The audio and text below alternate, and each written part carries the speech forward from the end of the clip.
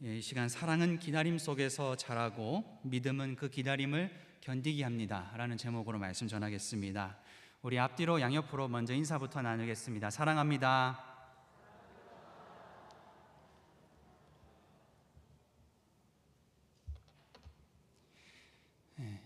우리는 살아가면서 다양한 사랑의 모습을 경험을 합니다. 누군가를 깊이 사랑하지만 시간이 지나면서 처음에 그 뜨거웠던 열정적인 사랑이 사라지기도 하고 권태가 찾아올 때도 있습니다. 어쩔 때는 말은 통하지만 행동이 어긋날 때도 있고 함께 있어도 멀게 느껴지는 그런 사랑의 위기를 우리가 한 번씩은 다 겪는 것 같습니다. 많은 사람들은 그렇게 될 때 대화를 시도하거나 관계를 회복하기 위해서 애를 쓰기도 하고 또 때로는 서로를 위해서 그냥 놓아버리기도 하는 것 같습니다. 그런데 신앙에도 사랑의 위기가 있습니다. 하나님을 향한 처음에 믿음의 열정이 식어가게 되고 또 은혜와 감격으로 다가왔던 그 경험들이 더 이상 오지 않을 때, 그럴 때가 있습니다. 예배도 언젠가부터 의무처럼 느껴지게 되고 기도가 나오지도 않고 말씀이 와닿지가 않을 그런 때가 우리 안에 찾아오는 것입니다. 방금 우리가 읽은 아가서는 그 사랑의 위기가 회복을 통해서 하나님과의 관계를 어떻게 회복할 수 있는지, 그리고 우리의 위기를 어떻게 극복할 것인가를 보여주는 중요한 드라마라고 할 수 있겠습니다. 오늘 우리는 사랑의 위기를 지나서 회복의 사랑을 붙잡는 여인의 여정을 함께 따라가면서 말씀을 살펴보고자 합니다. 아가서는 아름다운 노래라는 뜻입니다. 히브리어로는 쉐르 하시림이라고 해서 노래 중에 노래다라고 표현을 합니다. 최고의 사랑이다 이렇게 표현할 수도 있겠죠. 아가서는 솔로몬의 왕정 시대인 주전 971년에서 31년 사이즈음에 편찬된 것으로 추정을 합니다. 그래서 유대인들은 특별히 5축제의 두루마리, 5개의 두루마리라고 해서 룻기, 전도서, 예레미야 애가, 그리고 에스더, 그리고 이 아가서를 중요한 절기마다 읽고 묵상을 했다고 합니다. 자, 그러면 아가서는 언제 읽었느냐? 놀랍게도 아가서는 6월절에 읽었다라고 합니다. 이집트의 종살이에서 해방되던 그날, 신랑이신 하나님이 신부이신 이 이스라엘을 구원하는 날이기 때문에 사랑의 언약을 묵상하기 위해서 읽었다라는 것입니다. 아가서는 중요한 특징이 있습니다. 아가서는 장이 시간의 흐름에 따라서 기록된 책이 아니다라는 것입니다. 그래서 주제를 구분해서 읽어야 하는데 오늘 우리가 보려는 말씀은 네 번째 과정으로서 서로의 열정과 미숙함 때문에 위기에 처하는 젊은 남녀의 사랑 이야기를 다루고 있습니다. 앞장이 결혼식과 신혼을 다루는 아름다운 말씀들인데 이 배경이 완전히 과거로 돌아가게 되는 것이죠.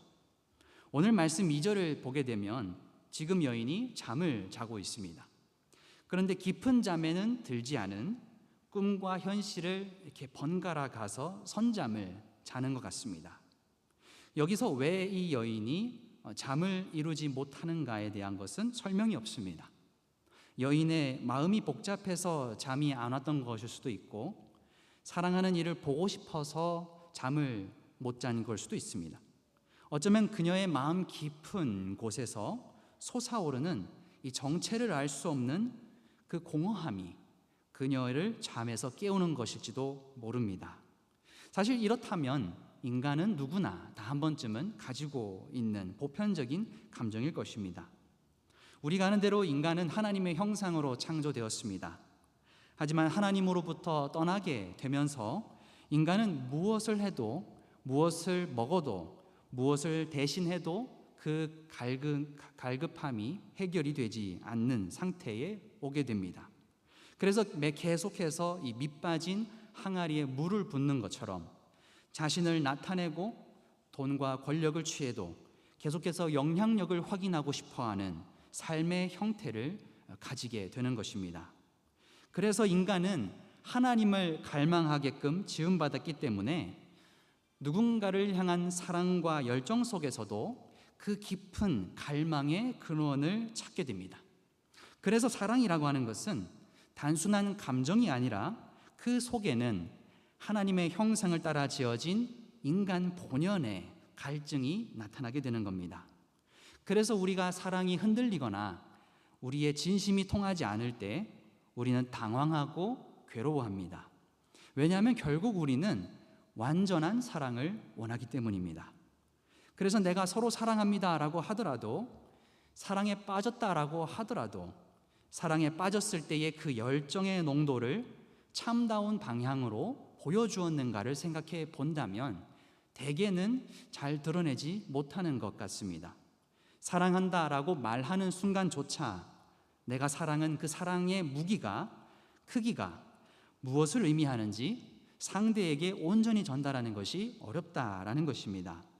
그래서 현대 철학자인 줄리아 크리스테바라고 하는 사람은 이런 책에서 이렇게 얘기도 했습니다. 사랑이라는 것은 서로 통할 수가 없기 때문에 고독할 수밖에 없다는 사실을 넌지시 암시한다. 그것은 마치 한 개인이 지극히 진실하고 극도로 주관적이지만 동시에 상대방을 위해서 전적으로 너그러워질 태세가 되어 있기 때문에 격렬하게 윤리적인 사람이라는 것을 드러내는 것이면서 동시에 자기 조건의 제약과 자기 언어의 무력함을 발견하는 것과도 같다. 역시 프랑스 쪽 사람이라 말이 길죠. 사랑의 위기 앞에서 우리가 경험하는 이 혼란과 또 말로 표현되지 않는 고통이 있습니다. 근데 그것을 본문 속에 나타나는 여인만의 문제가 아니다라는 것입니다. 우리도 사랑을 말하지만 그 진심이 전달되지 않는 답답함을 느낀다라는 것이죠. 그런 상태 속에 있는 여인에게 문 밖에서 사랑하는 이가 문을 두드리게 됩니다. 여인은 지금 일어날까 말까를 고민합니다. 너무 밤이 늦기도 했고 지금 상황이 사실은 꿈인지 현실인지 구분이 잘 되지도 않습니다. 여인은 사랑하는 이를 받아들이고 싶지만 아직 집안으로는 받아들이지 못하고 있습니다. 사랑하는 이는 여인은 뭐라고 부릅니까? 나의 누이, 나의 사랑, 나의 비둘기, 나의 완전한 자야. 하나하나가 사실은 의미가 있죠. 가족이라는 의미도 있고 친구라는 의미도 있고, 그리고 나의 비둘기, 나의 완전한 자야, 아주 엄청난 애칭이 들어가 있기도 합니다. 이렇게 지금 사랑하는 이가 간절히 문 밖에서 부르고 있습니다. 그런데 여인은 아직 잠자리에 계속 누워 있습니다. 귀찮았을 거예요. 우리가 흔하게 생각하는 거 있잖아요. 왜 이제 왔어? 늦었는데 다시 씻어야 되나? 이런 생각이 들고, 난 벌써 옷을 벗었는데 다시 옷을 골라야 되잖아요. 그죠? 또 발을 씻었는데 흙을 묻혀야 되나? 이런 고민을 지금 이 여인이 하고 있는 겁니다. 이미 다 씻었는데 다시 화장하고 옷 갈라서 문 열어줘야 되는 아주 귀찮은 상황이 온 것이죠. 누구나 사랑을 하면 비슷한 경험들이 한 번쯤은 있을 것입니다. 좋은 사람이었는데 어릴 때라서 사람 볼 줄 몰라서 놓칠 때도 있고, 서로 이제 밀당하다가 잘 안 된 적도 있고, 또 권태기가 와서 만남이 식어버려서 헤어지는 경우도 있습니다. 신앙생활에서도 주님의 임재를 놓치는 일들이 있습니다. 하나님의 부르심에 응답하지 못하고 잠깐 멈춰서서 하나님 잠깐만요, 이렇게 영적인 침체가 오게 되는 것입니다. 그렇게 여인이 불러도 응답이 없으니까 사랑하는 이가 더 나아갑니다. 어떻게 합니까? 문틈으로 손을 넣습니다. 문을 열려고 안간힘을 쓰는 거죠. 그러자 그 모습을 본 이 여인이 뒤늦게 마음이 바뀌게 됩니다. 어서 서둘러서 옷도 갈아입고 씻어서 나왔습니다. 그런데 사랑하는 이를 맞이하려고 문을 열었는데 이미 떠나고 없는 겁니다. 그 자리에는 몰약이 뚝뚝 떨어지고 있습니다. 정말로 사랑하는 사람이 사라지게 되면 영혼의 병을 얻게 됩니다. 여인이 이렇게 얘기하죠. 내 혼이 나갔구나. 내가 그를 찾아도 못 만났고 불러도 응답이 없었구나. 여인은 방금 전까지 망설이고 게으름으로 또는 귀찮음으로 사랑하는 이를 놓치게 됐습니다. 결국 그녀는 영혼이 나가는 것과 같은 고통을 겪게 되는 것입니다. 제가 이 말씀을 묵상하면서 우리도 여인처럼 하나님과의 관계를 소홀하게 했다가 하나님의 침묵을 경험하게 되면 얼마나 당황하지 않을까, 이런 생각을 하게 됐습니다. 하나님의 부르심은 인간의 노력의 이전에 성령님의 은혜이고 사역입니다. 동시에 성도는 그 부르심에 응답을 해야 할 책임을 가지고 있습니다. 예수님께서는 누가복음 12장 35절에 이렇게 말씀하셨는데, 함께 말씀을 읽어보겠습니다. 시작. 허리에 띠를 띠고 등불을 켜고 서 있으라. 너희는 마치 그 주인이 혼인집에 돌아와 문을 두드리면 곧 열어주려고 기다리는 사람과 같이 되라. 주인이 와서 깨어있는 것을 보면 그 종들은 복이 있으리로다. 내가 진실로 너희에게 이르노니 주인이 띠를 띠고 그 종들을 자리에 앉히고 나와 수종하리라. 아멘. 하나님은 관계를 원하시는 분이시다라는 겁니다. 여인의 집을 우리 인간의 삶의 전체라고 생각해 본다면 하나님은 우리를 위해서 낮아지시고 우리 가운데 태어나셔서 우리에게 찾아오시는 분이십니다. 사랑하는 한신의 성도 여러분, 지금 우리의 삶에 주님이 문을 두드리고 계시지 않습니까?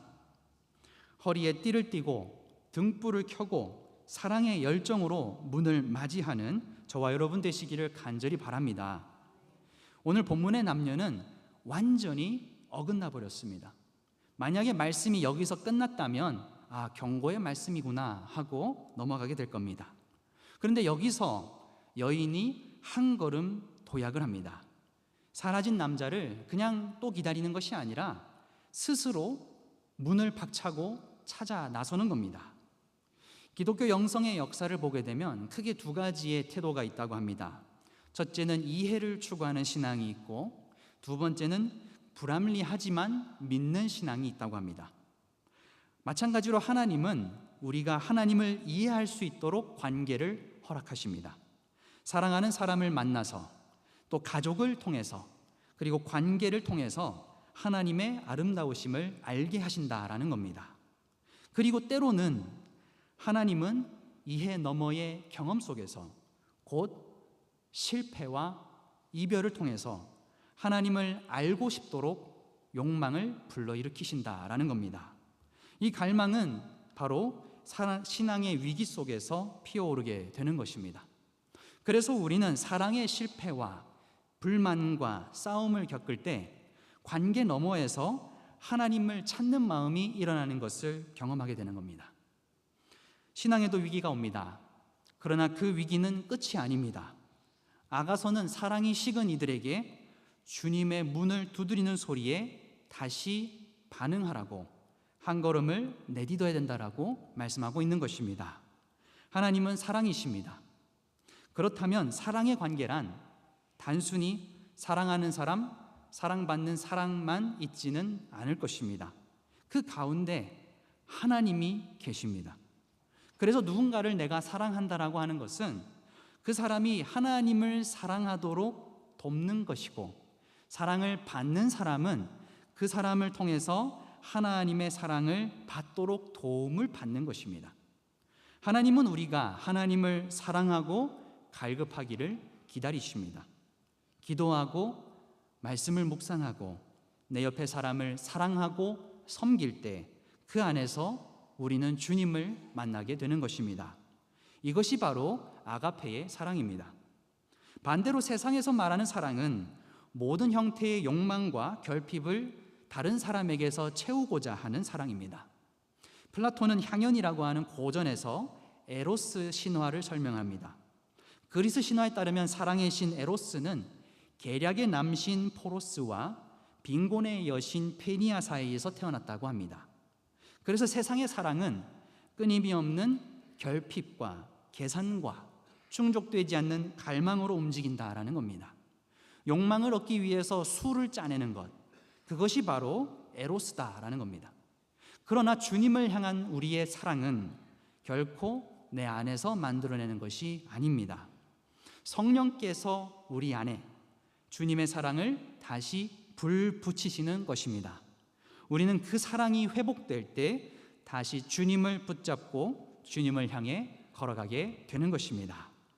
결국 말씀을 보게 되면 여인은 사랑하는 이를 찾아서 위험한 여정을 떠나게 됩니다. 안타깝게도 성을 지키는 파수꾼들과 순찰자들이 그녀를 보게 됩니다. 그녀는 마치 한밤중이나 새벽녘에 겉옷만 걸친 채 거리를 배회하고 있는 사람이었습니다. 성 안의 사람들이 눈에는 이 여인이 방탕하거나 정신이 온전치 않은 사람으로 생각한 것입니다. 그래서 여인은 폭행을 당하고 수치를 당하게 됩니다. 말할 수 없는 모욕을 당한 것입니다. 만약에 여인이 앞서서 사랑하는 이를 영접했다면 겪지 않았을 것입니다. 그러나 그녀의 지체와 망설임은 기회를 놓치게 되었고 사랑하는 이를 놓친 대가는 너무나도 컸습니다. 그런데 여기서 또한 반전이 일어나게 됩니다. 그런데도 이 여인은 그런 수치를 당하고도 사랑을 포기하지 않습니다. 왜냐하면 이 여정이 단순한 감정에서 비롯된 것이 아니라 사랑을 향한 진심에서 비롯된 것이기 때문입니다. 아가서는 8장 전체에서 사랑의 여정이 결코 평범하지 않다라는 것을 보여주고 있습니다. 2장을 보게 되면 여우떼가 그녀의 포도원을 해치게 되고 오늘 말씀에서도 야경꾼에게 봉변을 당하게 되고 또 그 구절구절 사이에서 여인이 속에서 상처를 받게 됩니다. 하지만 여인이 정말로 견딜 수 없었던 것은 외부의 고통이 아니라 사랑하는 이를 잃어버린 그 가슴 속 공허함과 영혼의 상실이었던 겁니다. 결국 아가서가 말하는 사랑은 희생과 수치와 기다림과 결단의 여정 속에서도 포기하지 않는 사랑이다라는 것입니다. 그리고 그 사랑을 붙잡는 사람에게 하나님은 다시 기회를 주십니다. 여인은 말하고 있습니다. 우리 5장 8절의 말씀을 세번역 성경으로 함께 읽어보겠습니다. 시작. 부탁하자 예루살렘의 아가씨들아, 너희가 나의 힘을 만나거든 내가 사랑 때문에 병들었다고 말하여다오. 아멘. 이제는 찾아도 찾을 수 없는 그 사랑하는 이를 향한 그리움이 이 여인을 사랑의 병에 걸리게 한 것입니다. 사랑은 감정에서 시작합니다. 그러나 기다림을 통해서 깊어집니다. 여인은 처음엔 주저했습니다. 타이밍을 놓쳤고 사랑하는 이는 떠났습니다. 하지만 그녀는 그 자리에서 주저앉지 않았습니다. 고난을 무릅쓰고 오해와 수치를 감내하면서도 그 사랑을 쟁취하기 위해서, 붙잡기 위해서 밤을 헤매게 되는 것입니다. 이것이 바로 인내하는 사랑의 깊이를 말하는 것입니다. 기다림은 사랑을 얕게 하지 않습니다. 오히려 더 성숙하게 하고 견고하게 만듭니다. 하나님과의 관계도 그렇습니다. 우리가 금방 응답받지 못할 때에, 하나님의 침묵이 길게 느껴질 때에 포기하고 싶은 마음이 우리 안에 싹트게 됩니다. 그러나 그 시간을 지나고 나면 우리는 이전보다 더 깊은 단단한 신뢰와 단단한 사랑 안에 들어가게 되는 것입니다. 사랑하는 성도 여러분, 혹시 하나님이 멀게 느껴지지 않습니까? 마음은 공허하고 예배가 메마르게 느껴지지 않습니까? 그렇다면 그것은 끝이 아니라 시작입니다. 주님을 다시 찾으시기 바랍니다. 하나님은 여전히 우리를 기다리고 계십니다. 그리고 반드시 다시 만나게 될 것입니다. 하나님을 향한 진실한 사랑은 잊혀지지 않습니다. 오히려 그 사랑이 식어갈 때 우리는 더 깊이 갈망하게 될 것입니다. 그것이 바로 성령님이 우리 안에 주시는 거룩한 그리움의 모습인 것입니다. 때로는 오해받고 외롭고 눈물 나는 이 신앙의 길일 수 있습니다. 하지만 사랑은 모든 것을 감당하게 합니다. 그렇다면 우리는 이 사랑을 어떻게 세상 속에서 깨닫고 살아갈 수 있을 것인가? 예수님께서는 이 땅에 오셔서 하나님께서 창조하신 세상을 하나님의 시선으로 바라보셨습니다. 죄로 인해 망가진 세상, 아픔과 어둠 속에 있는 사람들을 긍휼의 눈으로 바라보셨습니다. 그리고 그들을 사랑하셨습니다. 교회는 이 예수님을 따라서 세상이 말하는 가치로 판단하지 않고 하나님의 시선으로 이 세상을 보고 그 안에서 일하시는 하나님의 손길을 분별하며 살아갑니다. 우리는 피조물을 사랑합니다. 왜냐하면 그 안에 하나님의 흔적이 있기 때문입니다. 그리고 우리는 하나님의 성품에 참여하는 자가 되어서 만물 안에서 일하시는 하나님의 생명을 반응하며 살아가야 하는 것입니다. 사도들은 부활하신 예수님을 만나서 변화되었고 그 우리에게 놀라운 말씀으로 전하고 있습니다. 우리 함께 베드로후서 1장 4절의 말씀을 함께 읽어보겠습니다. 이로써 그 보배롭고 지극히 큰 약속을 우리에게 주사 이 약속으로 말미암아 너희가 정욕 때문에 세상에서 썩어질 것을 피하여 신성한 성품에 참여하는 자가 되게 하려 하셨느니라. 베드로는 부활하신 예수님을 눈앞에서 목격하고 경험했습니다. 그리고 오늘 우리에게도 그 사랑을 따라서 이 세상 속에서 하나님의 사랑을 따라 살아가야 된다라고, 그리고 우리에게 신성한 성품을 함께 살아내자라고 외치고 있습니다. 이어서 요한일서도 보겠습니다. 요한일서 5장 1절에서 4절의 말씀입니다. 예수께서 그리스도이심을 믿는 자마다 하나님께로부터 난 자니 또한 낳으신 이를 사랑하는 자마다 그에게서 난 자를 사랑하느니라. 우리가 하나님을 사랑하고 그의 계명들을 지킬 때에 이로써 우리가 하나님의 자녀를 사랑하는 줄을 아느니라. 하나님을 사랑하는 것은 이것이니 우리가 그의 계명들을 지키는 것이라. 그의 계명들은 무거운 것이 아니로다. 무릇 하나님께로부터 난 자마다 세상을 이기느니라. 세상을 이기는 승리는 이것이니 우리의 믿음이니라. 아멘. 제가 송구영신 때 뽑았던 말씀이 4절의 말씀이었어요. 나누고 싶었습니다. 사도 요한은 우리에게 중요한 말씀을 전하고 있습니다. 세상 속에서 실패와 고난을 겪을지라도 하나님의 부르심을 따라서 그리스도를 찾고 따르는 자는 반드시 하나님의 사랑 안에서 승리한다. 하나님을 사랑하는 믿음이 세상을 이깁니다. 우리의 믿음은 침체를 이깁니다. 사랑의 타이밍을 놓쳤을지라도 다시 찾고자 한다면 하나님은 만나 주십니다. 사랑하는 성도 여러분, 사랑은 기다림 속에서 자라고 믿음은 그 기다림을 견디게 합니다. 시편 42편의 기자가 목마른 사슴이 시냇물을 찾아 헤매듯이 주님을 갈급합니다 라고 했습니다. 우리는 하나님을 갈망하는 가운데 아가서의 여인처럼 믿음을 가지고 사랑하는 이를 기다리고 찾아 나서는 사람들이 되어야 할 줄로 믿습니다. 하나님의 부르심에 늦었다고 할지라도 주님은 여전히 문을 두드리고 기다리고 계십니다. 지금이라도 늦지 않았습니다. 사랑하는 이를 찾아 나서는 여인처럼 믿음을 가지고 여정을 시작하기를 간절히 소원합니다. 때로 세상 가운데서 실패하고 사랑하다가 상처받을 수 있습니다. 그러나 중요한 것은 이 여인처럼 하나님을 향한 사랑이 더 크기 때문에 멈추지 않고 계속해서 주님을 찾아 나설 수 있을 것입니다. 문을 두드리는 주님을 만나시기 바랍니다. 주님의 부르심이 들린다면 망설임 없이 문을 여시기를 바랍니다. 주님을 놓쳤다면 머뭇거리지 말고 서둘러 나가서 주님을 찾으시기 바랍니다. 믿음으로 다시 시작하는 자에게 하나님은 반드시 응답할 것입니다. 기도하겠습니다. 좋으신 하나님 아버지, 은혜를 감사드립니다. 아가서의 귀한 말씀을 통하여 사랑하는 이를 찾아 떠나는 여인의 갈급한 심령을 우리가 바라보게 되었습니다. 주님, 우리 안에도 사랑의 마음이 있습니다.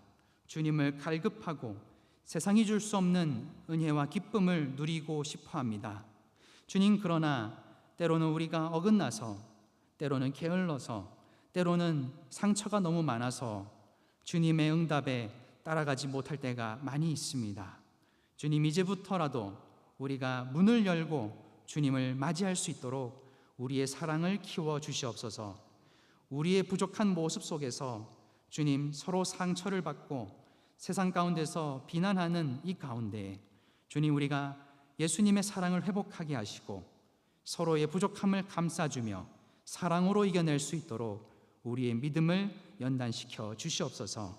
사랑하는 이를 찾아 떠난 여인이 마침내 사랑하는 이를 만나서 나의 것은 당신의 것이라고 하는 그 고백을 우리가 주님 안에서 할 수 있도록, 교회 안에서 할 수 있도록 우리를 견디게 하여 주시옵소서. 모든 것에 감사드리며 예수님의 이름으로 간절히 기도합니다. 아멘.